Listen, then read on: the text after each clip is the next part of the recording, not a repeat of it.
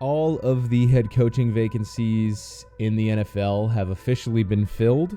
And with that being said, a project I kind of want to work on is going through each of these individually. And then at the end, we are going to wrap it up into a ranking and grading kind of list.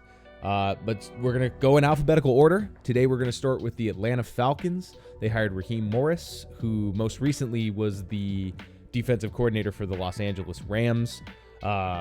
Before that, a lot of various roles. He was a player before he was even a coach. Also had a lot of experience in Tampa Bay with the Bucks. Everything from a DB quality coach, assistant DB coach.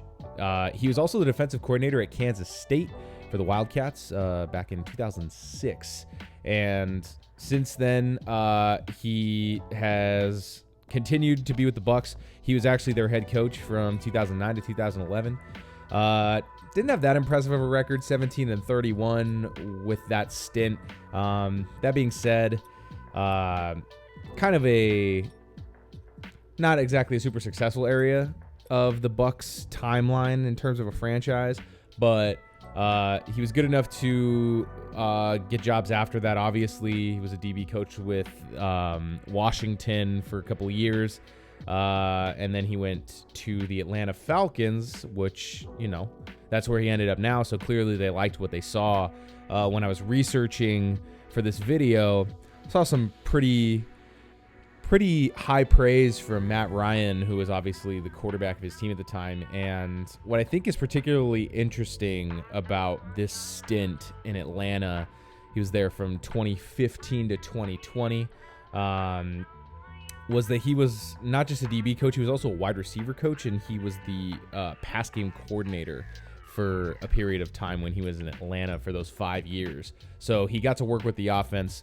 Something that I have seen, obviously the bulk of his experience is in defense, but I think that period of time working in an offensive capacity is important. Sometimes I think that head coaches only knowing one side of the ball can be kind of a detriment to them, but clearly Morris has, at least in coaching, has some experience working on the offensive side of the ball.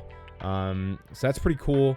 I took a look at numbers for his time as defensive coordinator for the Rams. Something I did for this project was if a coach had if their most recent experiences as a coordinator, I tried to kind of go through those numbers and see what we could pull out of kind of a broad look at the stats. For this, I used Pro Football Reference.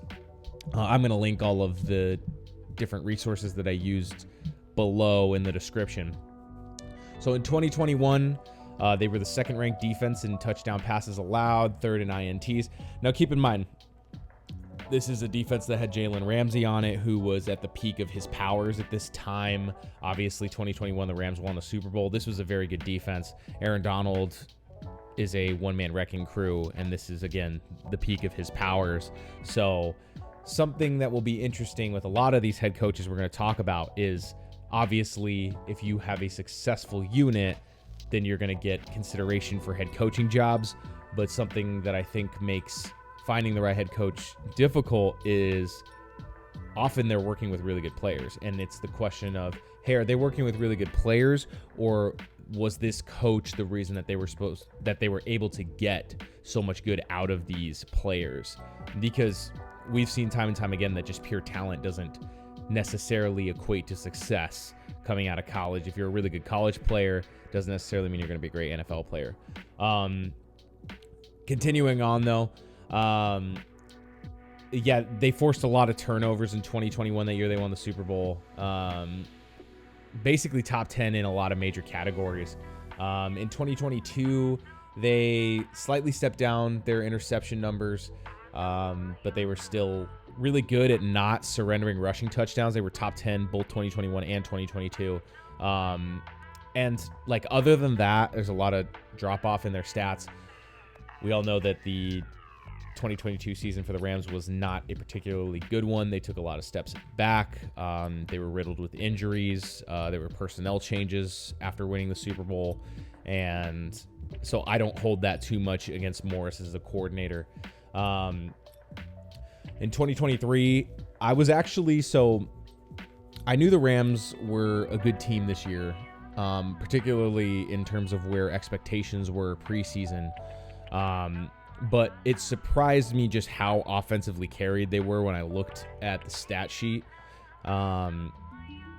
Once again, I think the important thing to note is that all 3 of these seasons with Morris as the defensive coordinator, the Rams were particularly good against the run, particularly when it came to scoring.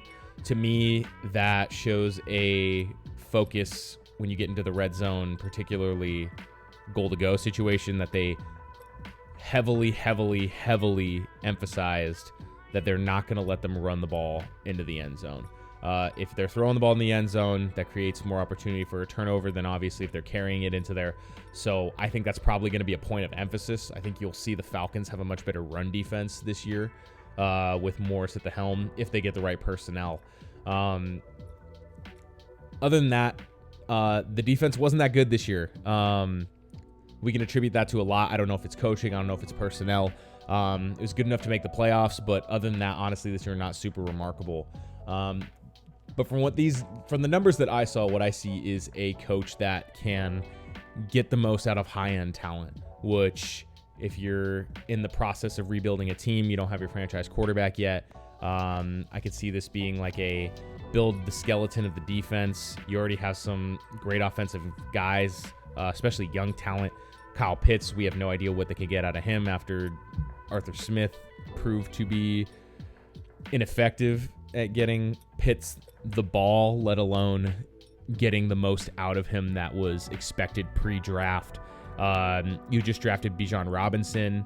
My guess, if I had to predict the future, I would say that this is going to be a run-heavy offense with an emphasis on kind of squeezing the life out of the other team. Defensive-minded head coach. I would imagine they invest heavily in that side of the ball during the draft. Other than that, we'll kind of see. Something that's going to be a little tough going against something that's going to be a little tough is this is happening before the draft, so and before free agency really opens up. So this is really just like first blush reactions. A lot of players expressed admiration for him. I believe Bobby Wagner said something kind about Morris and was happy for him to get the job. Jalen Ramsey, who I mentioned earlier, publicly praised Morris and was very excited that he got the job. 47 years old. So, I mean, a lot of years left in his coaching life. And I mean, I looked it up. I was kind of like, because when I first was looking up stuff for this video, I saw on Twitter that people were kind of saying, well, I don't understand why people are so upset. But when I go on like fan sites to kind of to gauge reaction of the fan base, Falcoholic, which is, I believe, the SB Nation affiliate for the Atlanta Falcons, put out a poll. Remember, obviously, this is a fan website, so you're going to be, there's going to be a level of bias going into it. But they said that 63%, Yeah, 63% of their responders on that survey that they put out said that they were happy with the Morris hiring. As for the change, you're going from Arthur Smith, who was an offensive-minded guy, didn't see a lot of success. You have a lot of young talent. You need to figure out the quarterback. Like I said, you need to shore up the defense, probably invest in it in the draft. I think the thing that's going to be present at the forefront of the minds of media, fans, all that stuff, is that Belichick was in heavy consideration for the job. Had a couple